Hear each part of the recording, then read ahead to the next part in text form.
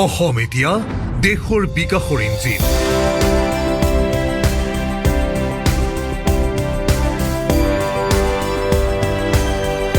বিকাশৰ সৰ্বোচ্চ হাৰেৰে দেশৰ ভিতৰতে সৰ্বাধিক বিকাশশীল ৰাজ্য অষ্টলক্ষ্মীৰ অন্যতম এই অসম। এয়া সম্ভৱ হৈছে মুখ্যমন্ত্ৰী হিমন্ত বিশ্ব শৰ্মাৰ দক্ষ নেতৃত্ব, সুপৰিকল্পিত কৰ্ম আঁচনি, ভৱিষ্যতত দৃষ্টি ৰাখি গ্ৰহণ কৰা সিদ্ধান্তৰ বাবে। মুখ্যমন্ত্ৰী হিমন্ত বিশ্ব শৰ্মাৰ চিন্তাই নিৰ্ধাৰণ কৰে ৰাজ্যৰ এজেণ্ডা। মুখ্যমন্ত্ৰী হিমন্ত বিশ্ব শৰ্মাৰ বক্তব্যই হৈ পৰে চৰকাৰৰ এজেণ্ডা।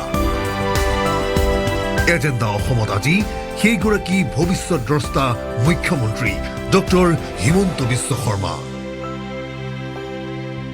স্বাগতম জনাইছো মুখ্যমন্ত্ৰী হিমন্ত বিশ্ব শৰ্মা ডাঙৰীয়া।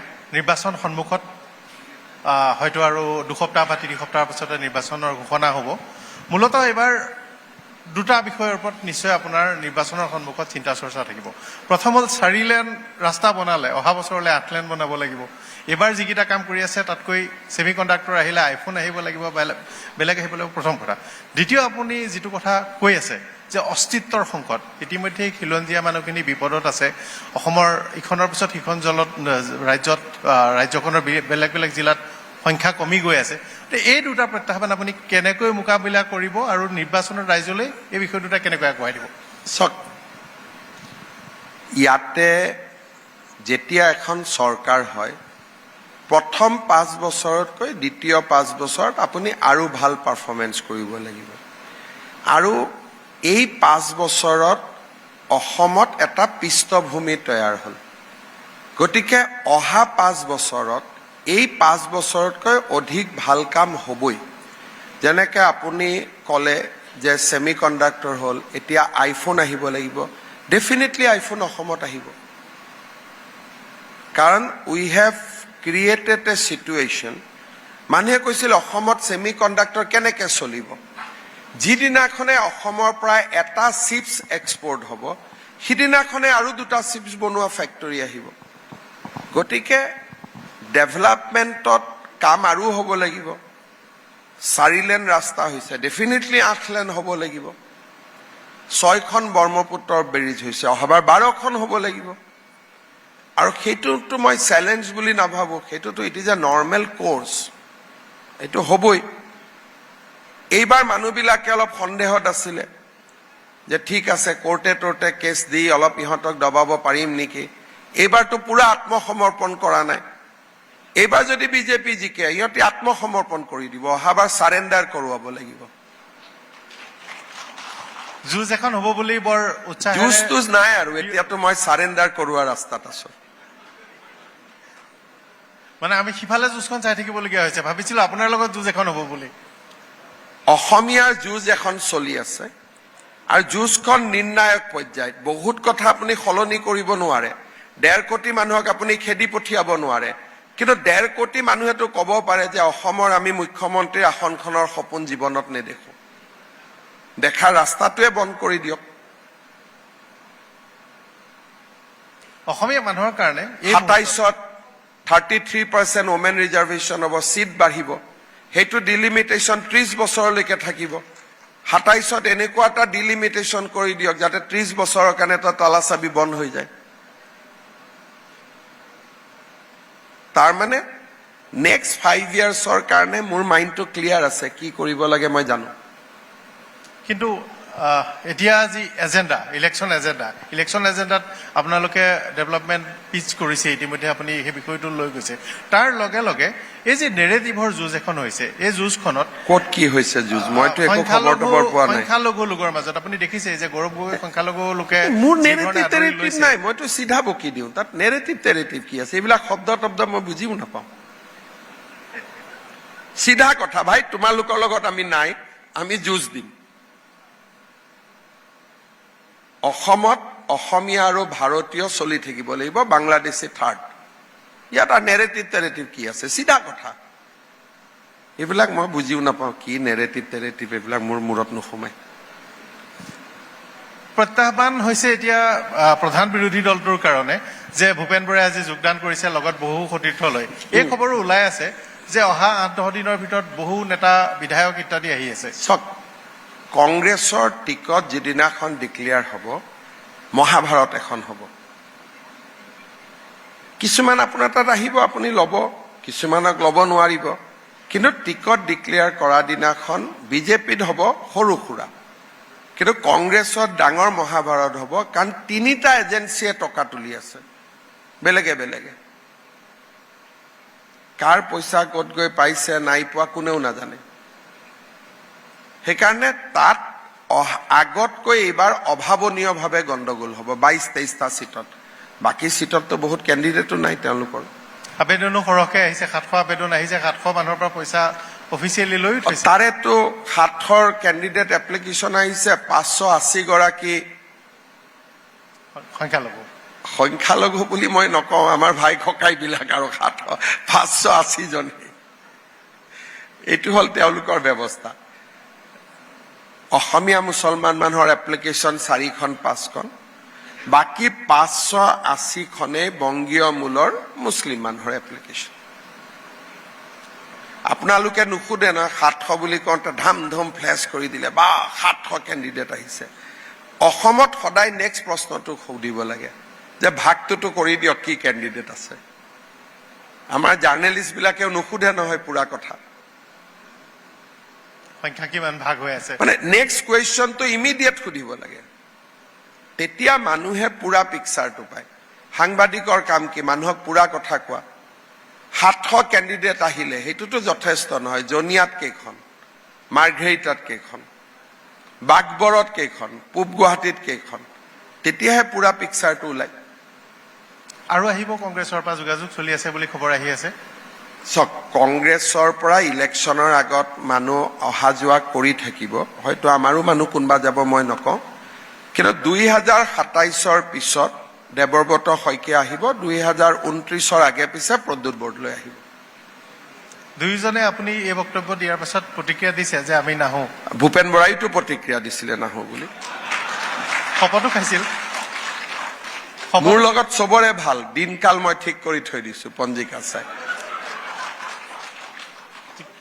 একটা 100% আহিবই মই ইয়াতে কৈ থৈ গলো ভূপেন বৰাই এটা কথা কৈছে যে খিলঞ্জীয়া মানুহ আৰু নিৰ্বাচনৰ ফলাফল ঘোষণাৰ পিছত কংগ্ৰেছত নাথাকিবগে ভূপেন বৰাই কি কৈছে তেওঁৰ অভিজ্ঞতাৰ পৰা তেওঁ ক'ব মই শুনাও নাই যিহেতু মই ৰিয়েকশ্যন নকৰো কিন্তু 2027ৰ ইলেকশ্যনৰ পিছত দেৱব্ৰত শইকীয়া আহিব আগত আনিব মই নোৱাৰো কাৰণ আমাৰ কেণ্ডিডেটজন নাজিৰাত জিকিব এইবাৰ আৰু 2029ৰ ইলেকশ্যনৰ আগে আগে প্ৰদ্যুৎ বৰদলৈ আহিব কাৰণটো মোক সুধিলে মই কাৰণটো ক'ম কাৰণ অহাবাৰ গৌৰৱ গগৈয়ে নগাঁৱৰ পৰা ইলেকশ্যন খেলিব সেইকাৰণে এইবোৰ কোনো প্ৰেডিকশ্যন নহয় পলিটিকেল চিটুৱেশ্যনটো মই জানো আৰু সেইকাৰণে এনেকুৱা যদি আপুনি এইটো ৰাস্তাত যায় এই ডেষ্টিনেশ্যনত পাব বেকাকৈ গ'লে আপুনি অমুক পাব these are known and common facts দুইজনে কিমান জোৰেদি ডিনাই কৰিছে বহুত জোৰে কৰিতো ডিনাই কৰা নাই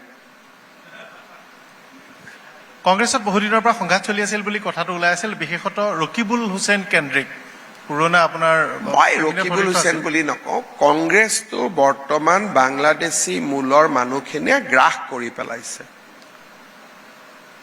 আৰু এইটো কথা একচুৱেলি আপোনালোকে সুধিব নালাগে যিকোনো মুহূৰ্তত ৰাজীৱ ভৱনত গৈ 10জন মানুহৰ নাম সুধিব 8জন তেওঁলোকৰে পাব এইবিলাক মইতো আচৰিত হয় অসমৰ সাংবাদিকসকলে এইবোৰ সুধি থাকে কিয়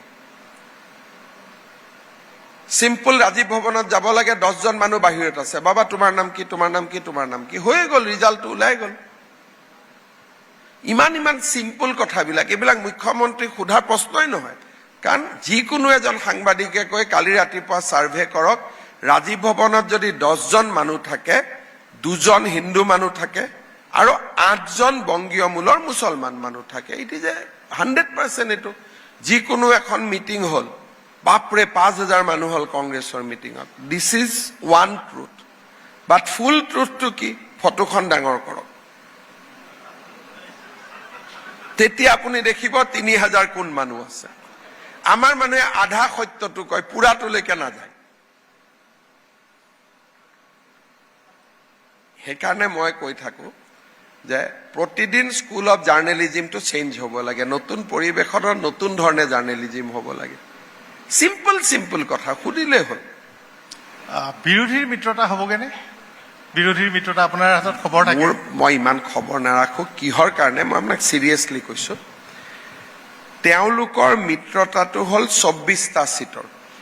কিয় কাজিয়া লাগি আছে? দলগাঁও কোনে পাব, ঢিং কোনে পাব, জনিয়া কোনে পাব, গোৱালপাৰা পূব কোনে পাব, সেইখন কাজিয়াত আমি সোমাই কি পাম? কাৰণ আমিতো তাত নাই। কোনোবাই যদি এনেকুৱা চিট আলোচনা কৰে যে জাগিৰোডটো কোনে পাব, ডিব্ৰুগড়টো কোনে পাব, তেতিয়া আমাৰ ইণ্টাৰেষ্ট থাকিব। এতিয়া আলোচনা হৈছে ঢিং কোনে পাব, বিজেপিয়ে কণ্টেষ্ট কৰিলে তাত 100টা ভোট পাব। গতিকে আমাৰ কি তাত ইণ্টাৰেষ্ট থাকিব পাৰে? সেইকাৰণে বিৰোধীৰ মিত্ৰতাৰ ইছ্যুটো আমাৰ ইছ্যু নহয়, সেইটো তেওঁলোকৰ ইছ্যু। নিৰ্বাচন কেন্দ্ৰিক তথাপিও যি বিষয়টো আহিছে, এজন প্ৰাৰ্থী দিলে সমগ্ৰ বিৰোধীয়ে এতিয়াও ক'ৰবাত প্ৰত্যাহ্বান সৃষ্টি কৰিব বুলি। বাকী জেগাততো যি আছে কংগ্ৰেছ আছে, বাকী জেগাততো আৰু কোনো বিৰোধী নাই। মই নকওঁ কংগ্ৰেছ নাই বুলি, মানুহ বহুত কংগ্ৰেছত আছে আজিৰ দিনতো, কিন্তু তাত আৰু জাতীয় পৰিষদৰ ৰাইজৰ দল নাই নহয়। গতিকে যি আছে কংগ্ৰেছে আছে। গতিকে আমাৰ কংগ্ৰেছৰ লগত এনেও ফাইট হ'ব, তেনেও ফাইট হ'ব। গতিকে তেওঁলোকে অখিল গগৈক লৈ আহিলে, লুৰিণ গগৈক লৈ আহিলে, মনোৰঞ্জন তালুকদাৰক লৈ আহিলে, তাৰ পৰা কি সিদ্ধান্ত হ'ব? কিন্তু তাৰ মানে এইটো নহয় যে কংগ্ৰেছ নাই। আমি চিৰিয়াছলি ইলেকশ্যন খেলিব লাগিব, কাৰণ 2 বছৰ 2টা বাৰ গভৰ্ণমেণ্ট হৈছে, থাৰ্ড টাইমত এণ্টি ইনকামবেঞ্চি থাকিব, পোৱা নোপোৱাৰ মানুহে হিচাপ ল'ব, আৰু আমাক বেয়া পোৱা মানুহে কংগ্ৰেছখিনিক ভোট দিব। গতিকে ইলেকশ্যন চিৰিয়াছ হ'ব, কিন্তু একেলগে খেলক বেলেগে খেলক সেইটোত কোনো এফেক্ট নাই। অসমখন পুৰা পলাৰাইজ ষ্টেট হয় বিটুইন কংগ্ৰেছ এণ্ড বিজেপি। ইয়াতে বৰ্তমান থাৰ্ড পাৰ্টিৰ কোনো ইয়াতে স্কোপ নাই। SITৰ প্ৰতিবেদন দিল্লীলৈ প্ৰেৰণ কৰাৰ পাছত কি পৰ্যায়লৈ গৈছে বা? ভাল পৰ্যায়লৈকে যাব। এইটোতো it is a open and shut case. তেওঁতো নিজেই কৈ দিলে মই ৰাৱলপিণ্ডি গৈছো বুলি। সেইটো আপুনি কোৱা নাছিল? তেওঁ মইতো কোৱা নাছিলো। মইতো চিম্পল কৈছিলো যে আপোনাৰ ভিছা লাহোৰত আছিলে, আপুনি ইছলামাবাদ কৰাচীৰ ভিছাখন কোনে এমেণ্ড কৰি দিলে? তেওঁ জাৰ্নেলিষ্টক ক'লে মই তক্ষশিলা গৈছো। তক্ষশিলা ক'ত? ৰাৱলপিণ্ডি। ইছলামাবাদ এখন বেলেগ, ৰাৱলপিণ্ডি এখন বেলেগ চিটি। কোনে গাড়ীত লৈ গ'ল এতিয়া আপোনাক? ভিছাটো আপোনাৰ নাছিলে। গতিকে তেওঁক যেতিয়া এজেঞ্চিয়ে সুধিব, তেওঁতো উত্তৰখিনি দিব লাগিব। সাংবাদিকক উত্তৰ নিদিয়াকৈ থাকিব পাৰে, কিন্তু এজেঞ্চিকটো উত্তৰ নিদিয়াকৈ থাকিব নোৱাৰে। সেইকাৰণে this is a open and shut case. মইতো বহুত বছৰ লিগেল প্ৰেক্টিচ কৰিছো, ইয়াততো কোনো এস্কেপ ৰোড নাই। কিন্তু লিগেলি একশ্যনেবল যিখিনি আছে, লিগেলি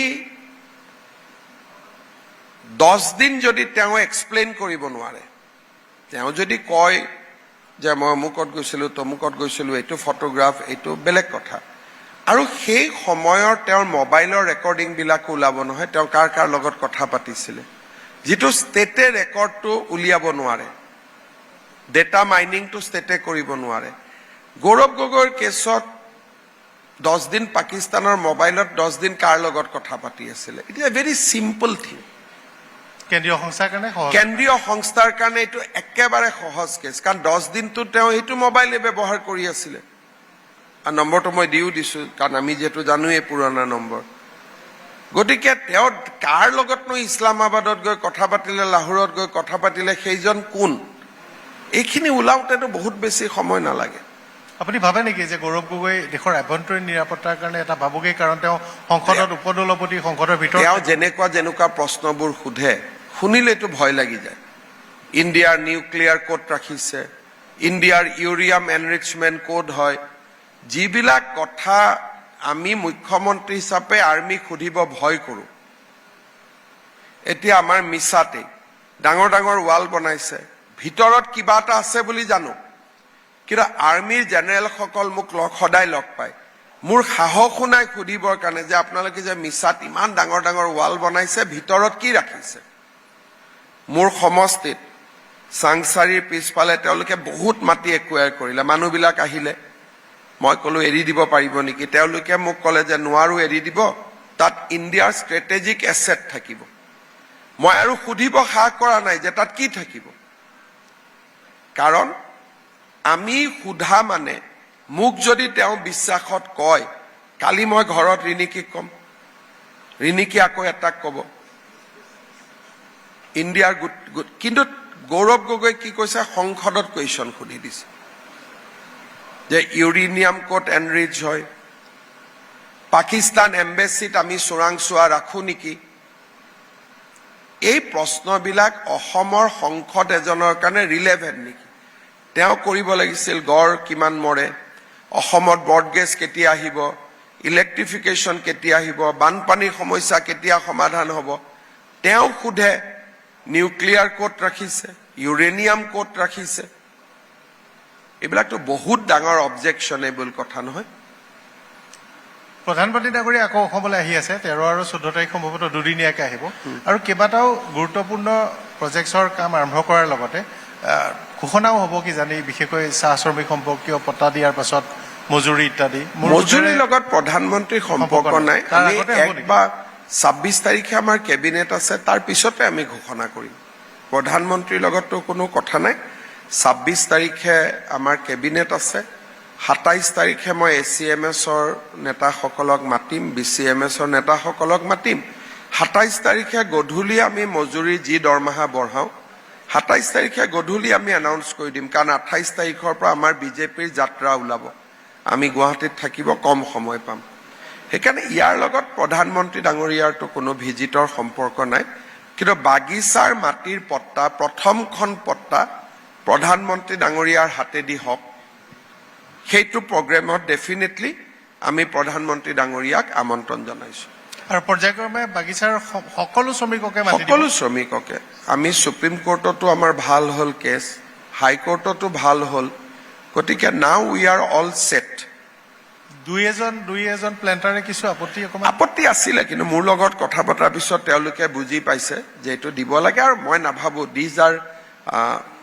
যদি আপোনাৰ ইণ্টেনশ্যনটো ভাল হয় আৰু কথা বতৰা পাতে সকলো সমস্যাৰ সমাধান ওলাই যায় আৰু এইটো হৈ গ'ল বুলি ধৰি লওক আৰু সেইটো বিষয় শেষ হ'ল গাডকাৰী ডাঙৰীয়া খন্তেক সময়ৰ আগতে আমাৰ সৈতে সংযুক্ত হৈ আছিল নীতিন গাডকাৰী ডাঙৰীয়া পথৰ আপোনাৰ কেইবাটাও ডাঙৰ প্ৰজেক্টৰ কথা কৈছে ইতিমধ্যে কেইবাটাও আপুনি উল্লেখো কৰিছিল আৰু এই কথাটো কৈছে যে গভৰ্ণমেণ্টে লেণ্ড একুইজিশ্যনকে ধৰি বাকীখিনি কথা প্ৰায়ৰিটাইজ কৰাৰ বাবে আৰু আহিব আৰু অনাগত কাৰ্যকালৰ বাবে অধিক ফাণ্ড দিয়াৰ কথা এটা তেওঁ আজি ঘোষণা কৰিছে কৈছে যে মই অসমলৈ কেইদিনমানতে আহি আছো যি পাৰো অসমৰ কাৰণে ফিউচাৰিষ্টিক প্ৰজেক্টছ এডভান্টেজ অসমৰ সময়ত নীতিন গাডকাৰী ডাঙৰীয়াই 80,000 কোটি টকাৰ প্ৰজেক্ট এনাউন্স কৰিছিলে এক্সেপ্ট নগাঁও মৰিগাঁও দৰঙৰ দলংখনক বাদ দি গোটেই প্ৰজেক্টবোৰ অলৰেডি গ্ৰাউণ্ডেড হৈ গ'ল কিন্তু 3টা ডাঙৰ প্ৰকল্প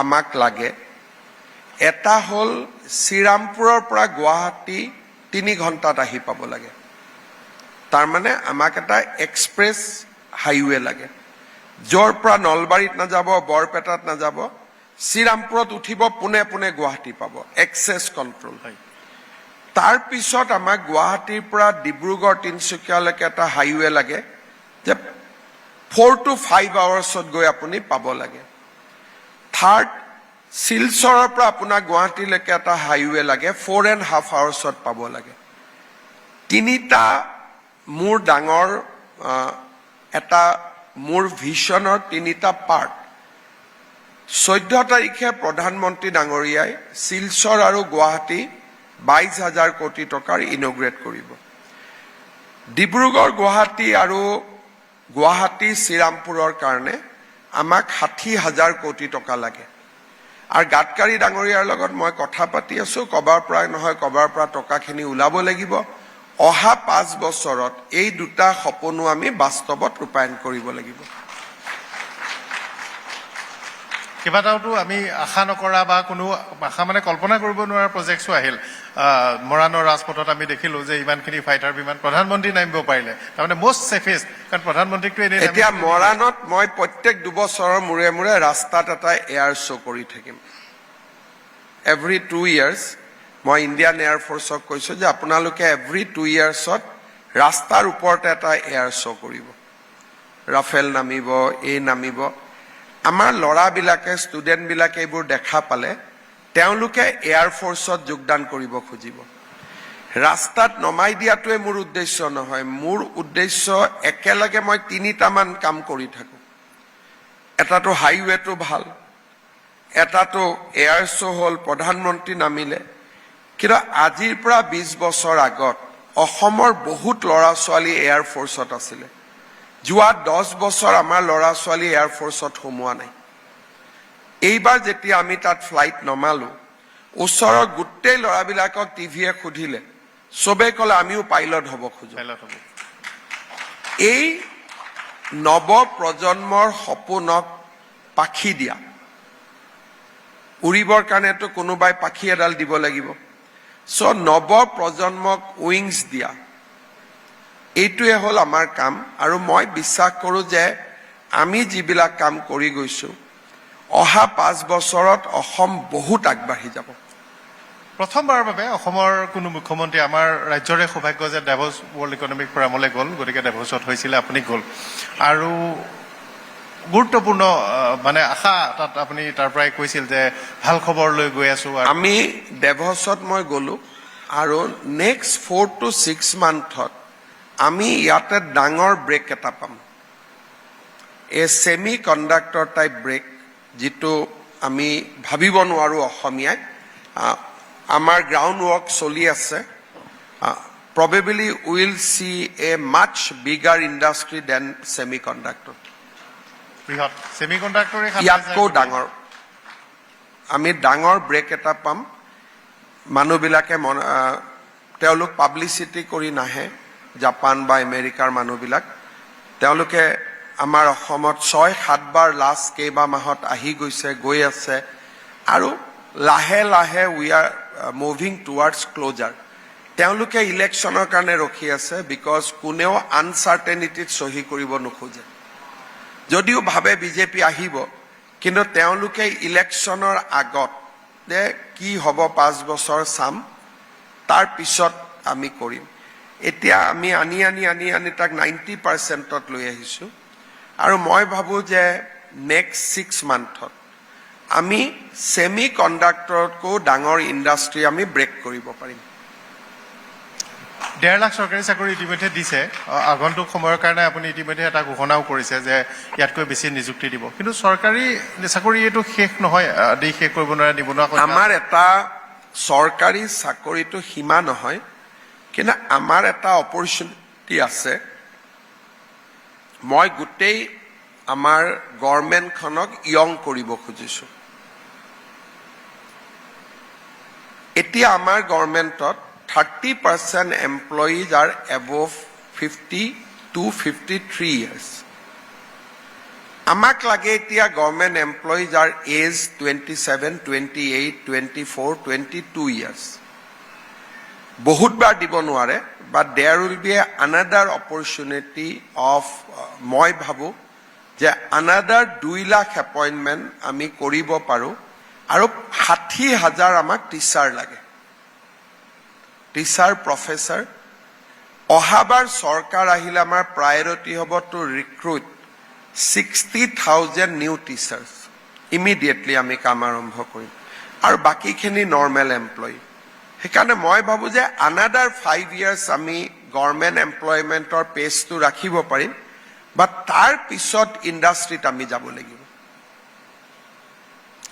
পাৱাৰ ছাপ্লাই এটা গুৰুত্বপূৰ্ণ বিষয় এটা কথা সকলোৱে উপলব্ধি কৰিছে মানে দিনটোৰ 24 ঘণ্টাই বিজুলী থকাৰ এটা প্ৰতিশ্ৰুতি আছিল 22.3 অৰ্থাৎ 22.5 ঘণ্টাকৈ বিজুলী আহিছে প্ৰডাকশ্যনো হৈছে আনকি অসম চৰকাৰে প্ৰথমবাৰৰ বাবে চাগৈ পাৱাৰ ছেক্টৰত আপোনাৰ কাৰ্যকালত অসমৰ বাহিৰত ইনভেষ্ট কৰিছে ইয়াৰ আগতে আমি সৰু সুৰা 100 মেগাৱাট আমি নিজা ইনভেষ্টমেণ্ট কৰিছোঁ একদম এইটো অব্যাহত থাকিব নে কেতিয়াবা এটা ভয় থাকে যে এটা সময়ত হৈ থাকে পিছ পৰি যাব নেকি কেতিয়াবা পলিচি এতিয়া 14 তাৰিখে প্ৰধানমন্ত্ৰী ডাঙৰীয়াই 150 মেগাৱাটৰ কপিলী হাইড্ৰ প্ৰজেক্ট উদ্ঘাটন কৰিব কোনো চৌবাজিও নাই সিম্পল কৰি আমি যোৱা 3 বছৰত কৰিলো এতিয়া প্ৰজেক্টটো উদ্বোধন কৰিব 16 তাৰিখৰ পৰা আমাৰ গ্ৰিডত 150 মেগাৱাট পাৱাৰ বেছি আহিব সাপৰত 2032ত আমি 3000 মেগাৱাট পাৱাৰ পাম যাতে ডেটা সেন্টাৰ বিলাক আমি অসমত আনিব পাৰো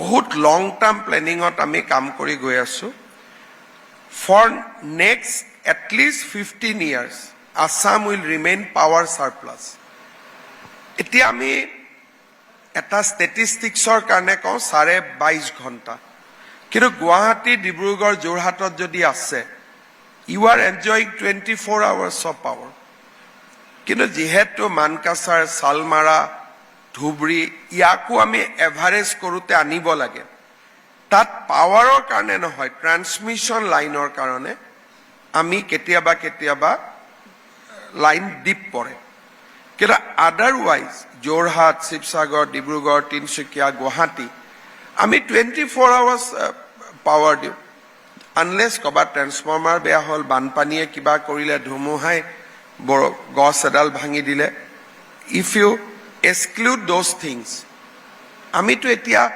অলমোষ্ট 24 আৱাৰ্ছ দিওঁ আৰু সেইটো চলি থাকিব সন্মুখলৈ নিৰ্বাচনৰ প্ৰাক মুহূৰ্তত এটা কথা স্পষ্ট হৈ পৰিল যে আপোনালোকে অনাগত সময়লৈ নিযুক্তি ব্যক্তিগত খণ্ডৰো এটা উদ্দেশ্য লৈ গৈছে আৰু বৃহৎ বিনিয়োগ আহিব জাগিৰোডতে হওক বা অন্য স্থানলৈ হওক বিনিয়োগ আহিব কিবা এটা হিচাপ বা এষ্টিমেশ্যন আছে নে যে কিমান মান টাৰ্গেট আছে মই নিবনুৱাক দুই ভাগত বিভক্ত কৰোঁ যে আমাৰ নিবনুৱা কিমান আছে তেওঁলোকৰ নিবনুৱা কিমান আছে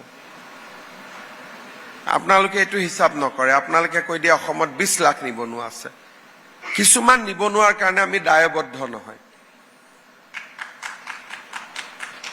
আমাৰ নিবনুৱা কিমান আছে আৰু আমাৰ নিবনুৱাখিনিয়ে কৰ্মসংস্থাপন পাব পৰা ৰোড মেপ এটা আমি বনাইছো বিদেশী ৰাষ্ট্ৰলৈও অসমীয়া মানুহৰ প্ৰয়োজন আছে ফৰেন লেংগুৱেজ আৰম্ভ কৰিছো আমি উদ্যোগক আনিছো চৰকাৰী চাকৰি লগত আত্মনিৰ্ভৰশীলতাৰ বাবে আমি সহজ ধন মানে এইটো মানে ইজি মানি নহয় সহজভাৱে উপলব্ধ হোৱা পুঁজি যিটো আমি চাৰিওফালৰ পৰা এতিয়া আমি আৰম্ভ কৰিছো মই ভাবো যে আমাৰ মানুহখিনি ল'ৰা ছোৱালী নিবনুৱা হৈ থাকিব নালাগে 2-3 বছৰ মানৰ এটা কোনোবাই যদি 12টা ল'ৰা প্ৰডাকশ্যন কৰে তাৰ দায়িত্ব আপুনি কেনেকৈ ল'ব সেইটোতো আপুনি নোৱাৰে সেইকাৰণে এইবাৰ মই নিবনুৱা লিষ্টখনো ভাঙি পেলাই দিম আমাৰ কিমান তেওঁলোকৰ কিমান তেতিয়া ক্লিয়াৰ হৈ যায় জনসংখ্যা নিয়ন্ত্ৰণ আন কেইবাটাও বিষয়ৰ কাৰণে আপুনি বাল্য বিবাহৰ বিৰুদ্ধে ব্যৱস্থা লোৱা বহু বিবাহ বন্ধ কৰা কেইবাটাও ল'লে আৰু সন্তানৰ সংখ্যা মানে নিয়ন্ত্ৰণ কৰা যে সীমা এটা চক আমি কৈছিলো যে 3টাতকৈ বেছি বাচ্চা থাকিলে চৰকাৰী চাকৰি নাপায় অহাবাৰ আমাৰ শ্লোগান হ'ব 3টাতকৈ বেছি বাচ্চা থাকিলে আপুনি চৰকাৰী ঘৰো নাপাব ৰেচন কাৰ্ডো নাপাব আমি নেক্সট লেভেলত যাব খুজিছো কাৰণ পপুলেশ্যন ষ্টেবিলাইজ নকৰিলে আমাৰ ৰাজ্যখন নিয়ন্ত্ৰিত হৈ নাথাকে বাল্য বিবাহ বন্ধ হোৱাৰ কাৰণে পপুলেশ্যন বহুত কমিব আৰু কোৱালিটি অফ লাইফ বাঢ়িব আজি বহুতে ইনডাইৰেক্টলি বহুতে মোক কয় যে আপুনি যিখিনি কৰি আছে তো তেওঁলোকৰ ভালৰ কাৰণে কৰি আছে কোনেও কৰিব পৰা নাছিলে মই যে বহু বিবাহ বন্ধ কৰিছো দেখাত লাগে যে কাবাক প্ৰতিশোধ লৈছো নেকি কিন্তু আপোনালোকে চিন্তা কৰক প্ৰথমজনী ঘৈণীয়েকে মোক কিমান দুৱা দি আছে বাল্য বিবাহ বন্ধ কৰিছো লগত নিযুত মইনা দিছো সংখ্যালঘু অঞ্চলৰ ছোৱালীবিলাকে মোক দেখিলে মামা বুলি পাগল হৈ যায় কাৰণ তেওঁলোকৰ কাৰণে যে কোনোবা ইমান কাম কৰিব তেওঁলোকে কেতিয়াও ভাবা নাছিল সেইকাৰণে আমি যিখিনি কাম কৰি আছো দিজ আৰ ৰিয়েল ৱৰ্ক যিবিলাক অসমত যদি 15 বছৰ আগতে কৰিলেহেঁতেন আমাৰ ৰাজ্যখন এইটো পজিশ্যনলৈকে কেতিয়াও নাহিলেহেঁতেন আপুনি যোৱা 5 বছৰত কৰা কামৰ তালিকাত কেতিয়াবা দুটা কথা ওলায় যে গুৱাহাটীতে ফ্লাইঅভাৰ বনোৱাৰ ক্ষেত্ৰত কিছুমানে কয় ইফালে বনাইছে সিফালে বনাইছে। দ্বিতীয় এটা হ'ল প্ৰশাসনিক সংস্কাৰ। মই যিমান দূৰ জানো আপোনাৰ কামৰ ভিতৰত সেইটো চৰ্চা নহয়, কিন্তু আপুনি এটা বিখ্যাত সংস্থাৰ হতুৱাই জৰীপ কৰোৱাই সম্পূৰ্ণ প্ৰশাসনিক ব্যৱস্থা বা গুৱাহাটী মহানগৰীৰ এটা ৰূপৰেখা সাজু কৰি ৰাখিছে, আৰু আপুনি সেই দিশলৈ গৈ আছে যে এটা নিৰ্দিষ্ট টাৰ্গেট আছে। নহয়, গুৱাহাটীৰ টাৰ্গেটটো আমি পূৰা কৰি দিলোঁ। এতিয়া গুৱাহাটীত আৰু উৰণীয়া সেইটো নালাগে। চাইকেল ফেক্টৰী হৈ গ'ল, ভৰলুমুখ হৈ গ'ল। খালি কেতিয়াবা ভাঙাগড়ৰ ফ্লাইঅভাৰখন আপুনি ৰাজীৱ ভৱনটো পাৰ কৰাই আধা বনাই দিব লাগিব, আৰু শ্ৰীনগৰত যোৱা ৰাস্তাটোৰ কাটটোৰ ওপৰত আপুনি এটা ব্যৱস্থা ল'ব লাগিব। তাৰপিছত 10 বছৰৰ কাৰণে গুৱাহাটীত ট্ৰেফিক থ্ৰ' হৈ গ'ল। এতিয়া মই চকু দিছোঁ ডিব্ৰুগড়, যোৰহাট, শিলচৰত। ডিব্ৰুগড়ত, গুৱাহাটীত নহয়, ডিব্ৰুগড়ত আজিৰ দিনত 4খন ফ্লাইঅভাৰ বনি আছে। 2খন হৈ গ'ল, 2খনৰ কাম চলি আছে। যোৰহাটৰ আশে পাশে আজিৰ দিনত 4খন ফ্লাইঅভাৰ চলি আছে। 2খন উদ্বোধন হ'ল, এখন 11 তাৰিখে উদ্বোধন কৰিম, চিনামাৰাখন আৰু 6 মাহ লাগিব। শিলচৰত চানমাৰী ফ্লাইঅভাৰতকৈ ডাঙৰ ফ্লাইঅভাৰ আধাৰশিলা প্ৰধানমন্ত্ৰী ডাঙৰীয়াই 14 তাৰিখে কৰিব। It is not a Guwahati centric development. মই গুৱাহাটীৰ লগে লগে অসমৰ বাকী টাউনখিনিও আগুৱাই লৈ গৈ আছো, আৰু বনোৱাৰ স্বাৰ্থত বনোৱা নহয়। যিমানখিনিলৈকে কৰিব লাগে সিমানখিনি কৰি, নহ'লে আপুনি মেট্ৰ' আনিব লাগিলহেঁতেন, আৰু মেট্ৰ' আনিলে গুৱাহাটীৰ সৰু সৰু দোকান আপুনি গোটেই ভাঙি দিব লাগিলহেঁতেন। গতিকে মই এইটো চেষ্টা কৰিছিলোঁ যে মানুহৰ অৰ্থনীতিৰ ওপৰত যাতে আঘাত নপৰে। 2 বছৰ কষ্ট হ'ল, কিন্তু আজি জুৰুডৰ ফ্লাইঅভাৰৰ তলত থকা গোটেই দোকানীসকলৰ আজি কোনো অসুবিধা নাই, ব্যৱসায়ীসকলৰ। কিন্তু যদি মেট্ৰ' আনিলোহেঁতেন, চানমাৰীৰ পৰা, গণেশগুৰিৰ পৰা চানমাৰী কিমান ডিষ্টেঞ্চ, 2টা মেট্ৰ' ৰেল ষ্টেচন বনাব যাওঁতে কিমান ঘৰ ভাঙি গ'লহেঁতেন। এতিয়া মেট্ৰ' আহিব, যেতিয়া ৰিং ৰোড হ'ব, নাৰেংগী, কৰুৱা গোটেইখন মেট্ৰ' দি আমি ঘেৰিম, যাতে নলবাৰী, ৰঙিয়া, পলাশবাৰী এইবোৰ গুৱাহাটীৰ পাৰ্ট হৈ যায়। চ' আমাৰ ডাঙৰ ভিছন আছে, কিন্তু মোৰ ভিছনৰ প্ৰাইমেৰী উদ্দেশ্যটো হ'ল যাতে সৰু মানুহৰ জীৱিকাৰ ক্ষতি নহয়, কাৰণ তাক আমি কম্পেনচেট কৰিব নোৱাৰোঁ। সেইকাৰণে কোনোবাই যে ফ্লাইঅভাৰ বনাব লাগে তাৰ কাৰণে আমি ক'তো বনোৱা নাই, যিখিনি প্ৰয়োজন সেইখিনি বনাইছোঁ। অসমৰ থলুৱা মানুহখিনিৰ সংখ্যা কমি গৈ আছে, কেতিয়াবা ৰ'বগেনে যে ইমানখিনিৰ পিছত বিয়া কৰাবলৈ 30-32 বছৰ ৰখিব নালাগে না। আমাৰ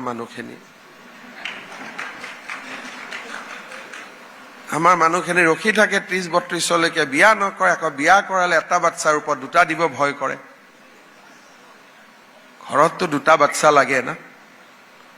সেইকাৰণে মই সামাজিক মেছেজবিলাকো দি থাকোঁ।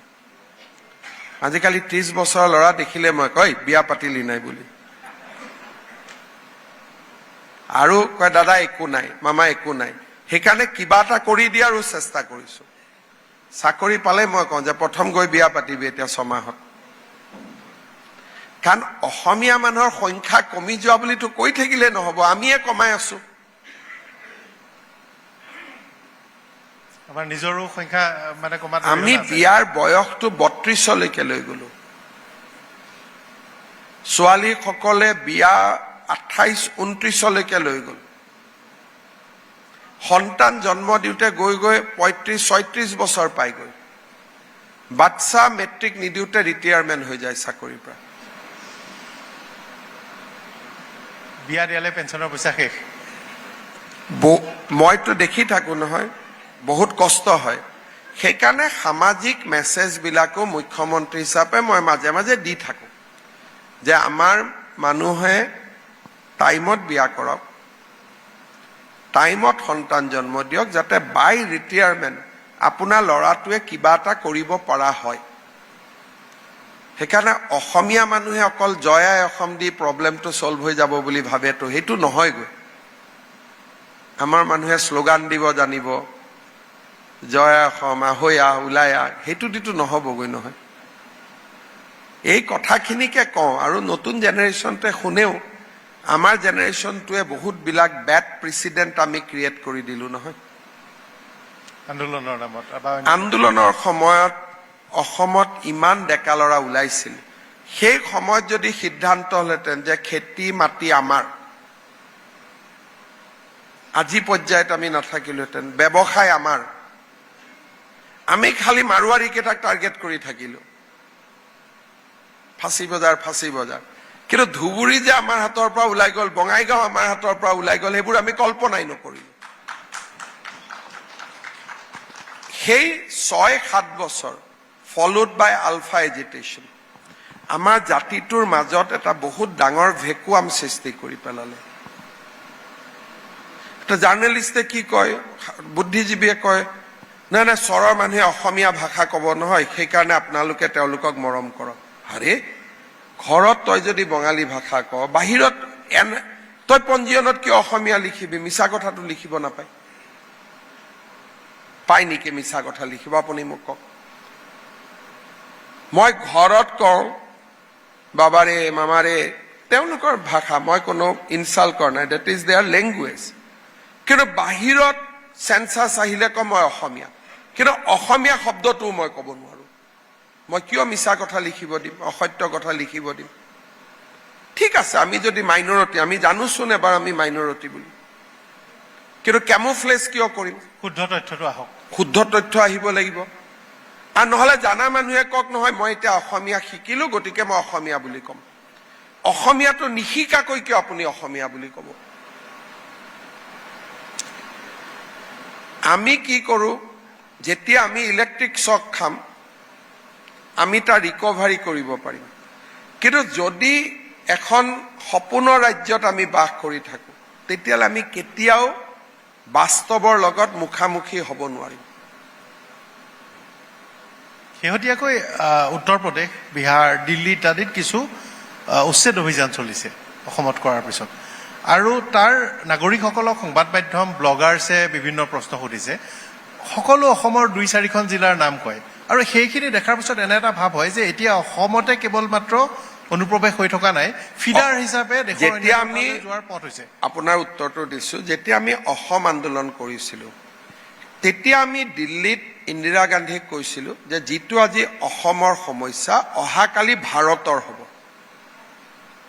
সেইকাৰণে আপোনালোকে বিদেশীখিনিক নাৰাখিব অসমৰ সমস্যা বুলি পঠিয়াই দিয়ক। তেওঁলোকে ভাবিলে এইটোতো অসমৰহে সমস্যা, আমি কিয় মাথা মাৰো? কিন্তু অসমত মাটি নোহোৱা হ'ল, অসমত ব্যৱসায় নোহোৱা হ'ল। এতিয়া তেওঁলোক হাৰিয়ানাত যায়, মহাৰাষ্ট্ৰত যায়, নাম কয় ধুবুৰী বুলি, কিন্তু আচলতেতো ধুবুৰী নহয়। আচল নামটো ক'ব লাগিছিল আমি ময়মনসিঙৰ পৰা আহা, আমি ৰংপুৰৰ পৰা আহা। চনটোহে গণ্ডগোল কৰি তেওঁলোকক ভাৰতীয় কৰি দিলে। গোটেই গণ্ডগোলৰ মূৰত চন এটা নহয় জানো? ক'ৰবাত চনেদি ভাৰতীয় আৰু অভাৰতীয় হিচাপ হয় নেকি?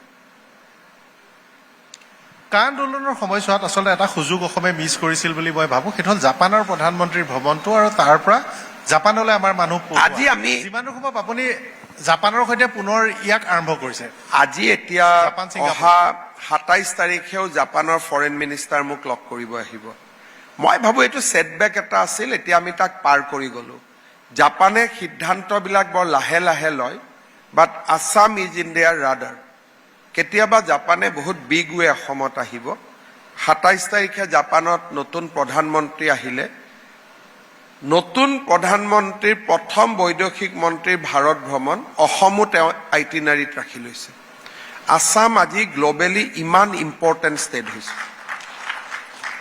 We are very important today, কাৰণ তেওঁলোকে অসমক এখন পটেঞ্চিয়েল ষ্টেট বুলি ভাবে ফৰ ফিউচাৰ। আৰু যোৱা 5 বছৰত আমি অসমৰ এটা ব্ৰেণ্ড ইমেজ ক্ৰিয়েট কৰিলোঁ। আজি আপুনি ইউপিত যাওক, গুজৰাটত যাওক, বিহাৰত যাওক, মহাৰাষ্ট্ৰত যাওক, অসম বুলি ক'লে চবেই বুজি পোৱা হৈ গ'ল। এতিয়া নকয় আৰু অসমখন ক'ত বুলি। We have change the perception about Assam. এই সময়ছোৱাত এতিয়া আটাইতকৈ ডাঙৰ প্ৰত্যাহ্বানটো হ'ব চিকেন নেকৰ কথা কেইবাবাৰ ওলাল। আজি গাডকাৰী ডাঙৰীয়াৰ সৈতেও কথা পাতিছিলো, বিচ্ছিন্ন কৰাৰ ষড়যন্ত্ৰ চলি থাকে, চৰ্চা চলি থাকে। এতিয়া নোৱাৰে, আৰু আমি মাটিৰ তলেদি ৰেল লাইন বনাই দিলো না এতিয়া চিকেন নেকত। এতিয়া আপোনালোকে বহুত আলোচনা কৰা নাই, এতিয়া শিলিগুৰিৰ পৰা অসমলৈ মাটিৰ তলেদি ৰেল হ'ব। ওপৰত চিকেন নেক কাটিলেও তলততো ৰেল চলিয়ে থাকিব। এতিয়া আমি প্ৰস্তাৱ দিছো মাটি তলেদি ৰাস্তা এটাও হ'ব লাগে। 2টা 6 লেন তলত 4 লেন তলত ওপৰত 6 লেন ওপৰত 4 লেন আৰু কাটি ক'ত পাব? তেনেকুৱা কাটিবৰ কাৰণে কোঠাৰোতো নোলাব। সেইকাৰণে CA আন্দোলনে আমাক শিকালে। এই ডায়লগটো তেওঁলোকে নিদিলে আমি ৰেডি নহলোহেঁতেন, কিন্তু ডায়লগটো দিয়াৰ কাৰণে যে আমি কাটি দিম, সেইকাৰণে আমি তাৰ কাউণ্টাৰ মেজাৰ্ছ লৈ ললো। চিকেন নেকৰ দুইফালে এতিয়া আৰ্মিৰো ডাঙৰ চাউনি বহি গ'ল। আৰু এতিয়া ভাৰতেও জানে যে এইটো চিকেন নেক কাটিলে আমি সিটো চিকেন নেক কাটি দিম। অসমৰ কাৰণে যদি এটা চিকেন নেক আছে, বাংলাদেশৰ কাৰণে 2টা চিকেন নেক আছে। সেইটো কাটি দিলে 2খন বাংলাদেশ হৈ যাব। এই কথাবোৰ আগত আলোচনা নহৈছিল, ষ্ট্ৰেটেজিক কথাবোৰ। CA আন্দোলনৰ কাৰণে এই কথাবোৰ আলোচনা হ'ল আৰু ভাৰতীয় মানুহে সলিউশনো আনিব জানে। সেইকাৰণে সলিউশনবোৰো এতিয়া অহাৰ আৰম্ভ হৈছে। নিৰ্বাচনৰ সময়ত আপোনাৰ ব্যস্ততা বাঢ়ে, কিন্তু তাৰ মাজতো সামাজিক মাধ্যমত আপুনি গণমাধ্যমত উত্তৰ দিয়ে, হোৱাটছআপত সক্ৰিয় হৈ থাকে। ডাভোছত আপুনি এটা কথা আপুনি কৈছিল যে সকলো প্ৰায় দৰকাৰী, গুড মৰ্ণিং গুড নাইট বাদ দি মেছেজ চাই আৰু ৰিপ্লাইও কৰে। সম্ভৱ হয়নে ইমান ব্যস্ততাৰ মাজত? মই এভাৰেজ দিনটোত 2000 মান মানুহৰ মেছেজ চাওঁ আৰু ৰিপ্লাই চবকে দিব যত্ন কৰোঁ। কাৰোবাক ৰিপ্লাই নিদিলেও প্ৰব্লেম এটা কৈছে, অফিচাৰটোক ফৰৱাৰ্ড কৰি দিলোঁ, তেওঁ কথা পাতি ল'লে। গতিকে মোৰ মোবাইলটো দি মই এটা ইনষ্টেণ্টলি মানুহক হেল্প কৰা যত্ন কৰি থাকোঁ। কিন্তু হিউমেনলি এটাতো লিমিটেশ্যন মানুহৰ থাকিবই, বাট উইদিন দ্য লিমিটেশ্যন যিমানখিনি যোৱা 5 বছৰত আমি কৰিব পাৰিছোঁ, আমি চেষ্টা কৰিছিলোঁ। কিন্তু এইটোতো মই ক'ব নোৱাৰোঁ যে 100 upon 100 মই স্ক'ৰ কৰিছোঁ। বাট মুখ্যমন্ত্ৰীজন, আগতে মুখ্যমন্ত্ৰী বুলি ক'লে এটা বেলেগ ধাৰণা এটা আহি পৰিছিলে। এতিয়াতো যোনে তোনে মাতি মামাৰ ফটো এটা উঠো, ৰখি দিওঁ আৰু উঠ, যি কৰ কৰ। গতিকে এটা পৰিৱৰ্তন এনা যে মুখ্যমন্ত্ৰীজন সমাজৰ পৰা বেলেগ নহয়। এটা পাৰচেপশ্যনটো চেঞ্জ কৰাৰ কাৰণে যোৱা 5 বছৰ মই চেষ্টা কৰিছিলোঁ আৰু মই ভাবোঁ কিবা অলপতো পজিটিভ হৈছে। কিমান হৈছে না, এমাহমানত আপুনি আপোনাৰ কনভয় গাড়ীৰ সংখ্যাও আধা নে তাতকৈ বেছিয়ে কমাই দিলে? গাড়ী আছে। এতিয়া কি হ'ল, অকণমান আমাৰ পাৰ্টিৰ মানুহবিলাকে বা দিল্লীৰ যিবিলাক ইণ্টেলিজেঞ্চ আছে তেওঁলোকে অলপ ভয় কৰে। তেওঁলোকে ভাবে যে মই বহুতৰ টাৰ্গেটত আছোঁ, সেইকাৰণে অলপ ছিকিউৰিটিটো থাকে। কিন্তু ভাৰত বা অসমত এনেকুৱা এটা পৰিৱেশ আহিব লাগে য'ত মন্ত্ৰী মুখ্যমন্ত্ৰীৰ ছিকিউৰিটি লোৱাৰ প্ৰয়োজন নাথাকে। সেই আইডিয়েল পজিশ্যনটোত আহিবৰ কাৰণে অলপ সময় লাগিব। কিন্তু ছিকিউৰিটিখিনিক যদি আপুনি ট্ৰেইন কৰি ৰাখে, যদি ড্ৰাইভাৰজনকো কয় যে ৰেল লাইট দেখিলে আপুনিও গাড়ীখন ৰখাই দিব, পুলিচে যদি লাঠি তাঠি নামাৰে মানুহ আগবাঢ়ি যাওঁতে, so' situation can be better, ideal নহ'লেও। চ' লাষ্ট এটলিষ্ট 5 বছৰত মই যিমানখিনি পাৰোঁ উইদিন দ্য ছিষ্টেম ইম্প্ৰুভ কৰাৰ চেষ্টা কৰিছিলোঁ। কিবা অলপ হৈছে, কিন্তু এবছলিউট হৈছে নে নাই সেইটোতো মই নকওঁ। বিত্তীয় যিটো সচলতা, এইবাৰ বাজেট মানে ইণ্টাৰিম বাজেট, অন্তৰ্বৰ্তীকালীন বাজেট দিলে, আপুনি কৈছে যে 27 চন মানৰ পৰাই অসমে নিজৰ আয়ৰ পইচাৰে দৰমহাও দিব। এই বছৰৰ পৰা, আমাৰ এপ্ৰিলৰ পৰা, 26-27 এই এপ্ৰিলৰ পৰা অসমে দৰমহা আৰু পেঞ্চন আমি নিজৰ উপাৰ্জনৰ পৰা দিব পাৰিম। মৰেটৰিয়াম লগা পিৰিয়ডৰ পৰা এটা ডাঙৰ যাত্ৰা। অভাৰড্ৰাফ্ট মৰেটৰিয়াম খতম হৈ গ'ল। আমি 2021ত মোৰ লক্ষ্য আছিল যে বাই 2030 অসম 10 লাখ কোটি টকাৰ ইকনমি হ'ব লাগে। এতিয়া মই কনফিডেণ্টলি ক'ব পাৰোঁ যে এইটো আমি 2028তে হৈ যাম। আমি 2 বছৰ আগুৱাই আছোঁ আমাৰ টাৰ্গেট ডেটতকৈ।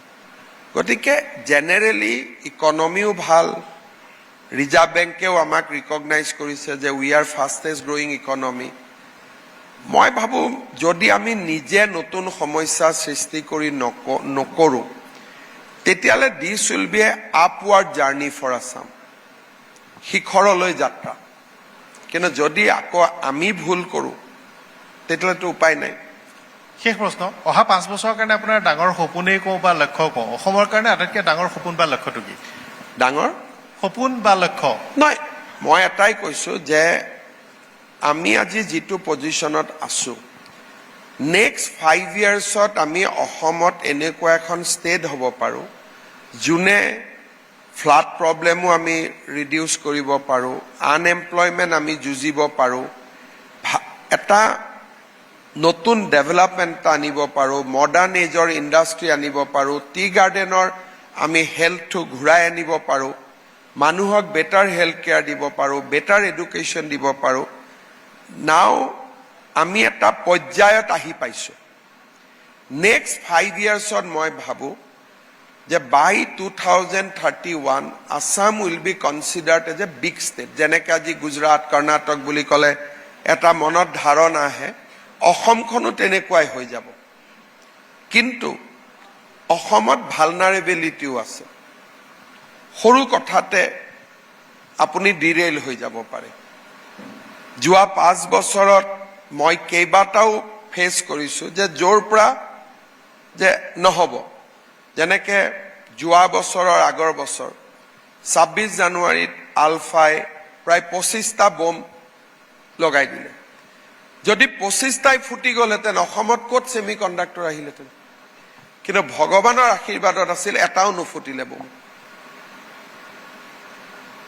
ময়ো একো কৰা নাই পৰেশ বৰুৱাই আমালৈকে খবৰ পঠিয়াইছে যে 9 বজাত বম কেইটা ফুটিব আমি এডভান্স খবৰ দিলোঁ জাৰ্নেলিষ্টকো ফোন কৰি ক'লে যে 9টাত বম কেইটা ফুটিব নুফুটিলে তেওঁ আচৰিত আমিও আচৰিত পিছত গম পোৱা গ'ল যিখিনি বম বনাইছিল বম বনোৱা ল'ৰাটোৱে এডাল তাৰ জইন কৰিব পাহৰি থাকিলে এইটো ভগৱানৰ আশীৰ্বাদ কিন্তু যদি 25টা বম ফুটি গ'লহেঁতেন তাৰ পিছৰ অসমখন বেলেগ হ'লহেঁতেন সেইকাৰণে আমাৰ ইয়াত চেলেঞ্জ আছে প্ৰত্যাহ্বান আছে আৰু অসমত সৰু কথাতে বহুত বেছি গণ্ডগোল হৈ যোৱাৰো উপক্ৰম হৈ থাকে কেইদিনমান আগতে কাৰ্বি আলঙত ইনভেষ্টমেণ্টৰ ক্ষেত্ৰত কাৰ্বি আলংখন এখন ফ'কাছ ডিষ্ট্ৰিক্ট তাতে যিটো গণ্ডগোল হ'ব আৰম্ভ হৈছিল তাৰপিছত মই ডেভোছত থাকোঁতে কোকৰাঝাৰত গতিকে এনেকুৱা নহয় যে 5 বছৰত আমি সব ভালেই দেখিছোঁ বহুত চিন্তা উৎকণ্ঠা কিন্তু ৰাইজৰ আশীৰ্বাদ ভগৱানৰ আশীৰ্বাদ সকলোৰে সহযোগিতাত আমি এইবোৰ somehow we have overcome at least মই আপোনাক কাউণ্ট কৰাব পাৰোঁ 8 or 9 অকেজনত আমি তলত পৰি যাবলগীয়া আছিলে কিন্তু নপৰিলোঁ the finest example is that planting bomb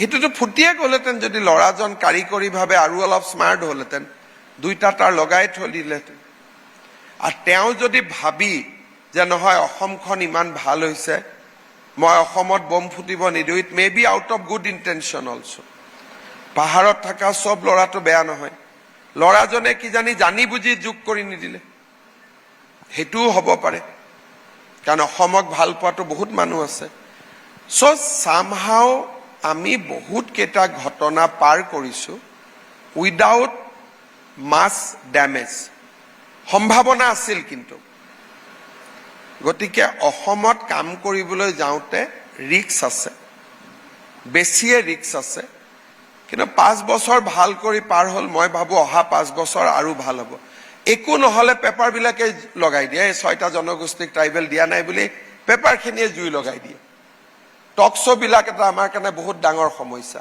issue নাথাকিলে ইছ্যু বনাই পেলায় মানুহক সুধি থাকে এইটো আপুনি কি কৈ কমেণ্ট দিব এইটো নুসুধে গৈ ছেমি কণ্ডাক্টৰ হৈছে ভাল পাইছেনে গৈ সোধে আপুনি ট্ৰাইবেল হোৱা নাই আপুনি কি ক'ব বুলি ধৰিলে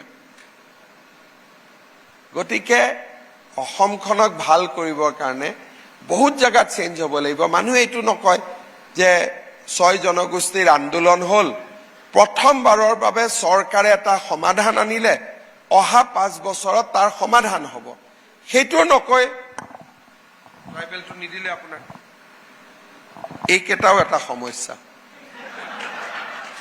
নিৰ্বাচন যিমান দিনৰ পৰা কাভাৰ কৰিছোঁ আপুনি জিৰণি নলয় মই 2011 চনত আপুনি ড্ৰিপ লৈ চেলাইন লৈ হেলিকপ্টাৰত ঘূৰি ফুৰা তাৰপিছত ভাষণ দিওঁতে ধৰিব নোৱাৰে বিশ্বাসো নকৰে যে আপুনি হেলিকপ্টাৰত চেলাইন লৈ আছে প্ৰচণ্ড বিষ সেই সময়ছোৱাত কিন্তু জিৰণি লোৱাৰ অলপ প্ৰয়োজন নিদ্ৰা জিৰণি বঢ়োৱাৰ নাভাবেনে যোৱা কেইদিনমানত ট্ৰেক কৰি আছো মই আপোনাক এই যেতিয়া জিৰণি ল'ম আৰু একেবাৰে ৰিটায়াৰমেণ্ট লৈ ল'ম আৰু এনে আৰু কামত থাকোঁতে জিৰণি ল'লে 10 জনৰ গালিহে খাব লাগিব CM-ক বিচাৰিছিলোঁ নাপালোঁ অমুক নগ'লে গতিকে যিদিনাখন আৰু ৰেষ্ট ল'ম বুলি ভাবিম একদম ৰিটায়াৰমেণ্ট লৈ ক'ৰবাত ৰেষ্টে ল'ব লাগিব ঠিক আছে এতিয়া কিন্তু কামত থাকিলে ৰেষ্টৰ চিন্তাটো মূৰত আনিব নালাগে দীঘলীয়া হওক সেই সময়টো এতিয়া আপোনাৰ পৰা গৈ মোৰ আৰু 3খন মিটিং লাইন আপ কৰা আছে গতিকে এতিয়া মই ইয়াত নাহোঁ বুলি ভাবিছিলোঁ কিন্তু আকৌ মনত লাগিল নাহিলে বেয়া পাব আকৌ আহিলোঁ তেনেকৈ চলি থাকে ইটো নহয় সিটো